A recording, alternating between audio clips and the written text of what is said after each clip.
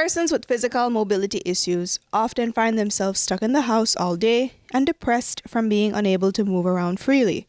But having access to a wheelchair has saved many from falling into that lifestyle.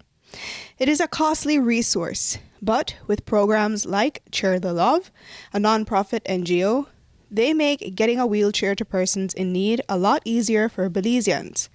They have been donating for the past 4 years, and today they handed over another shipment of 260 wheelchairs, 245 of which are traditional, and 15 built to accommodate persons with neuromuscular issues. Our mission is to provide the gift of mobility to people that have neither the means nor the access. And you know as well as I do, there's a lot of poor people in Belize and Belize is not a wealthy country, so they don't have a big social safety net.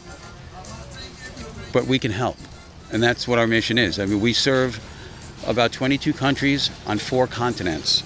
So this year we'll deliver about 5,000 wheelchairs around the world. We're looking for people that have a permanent disability. We're looking for people that also have an economic problem. They can't afford a wheelchair. We purchase wheelchairs for $200 a wheelchair. It's like $56,000 for a container. That's US, obviously. And so the same wheelchairs that we get for $200 I've seen in retail medical supply stores for as much as $1,200.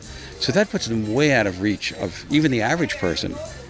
So if somebody's got financial distress, that's where we come into play. Having a wheelchair gives these recipients a sense of independence, not having to rely on anyone to move from one room to another or in and out the house. Rotary has taken an interest in facilitating this donation because they see the importance of improving this quality of life for these persons. Well, we are partnering with Share of Love, as Yagi just mentioned in terms of his group. We've been doing it for a couple of years. We've been the driving force in Belize in terms of wheelchair distribution to the different districts and different organizations for the past couple of years. We've delivered over 4,000 plus wheelchairs for the past umpteen years.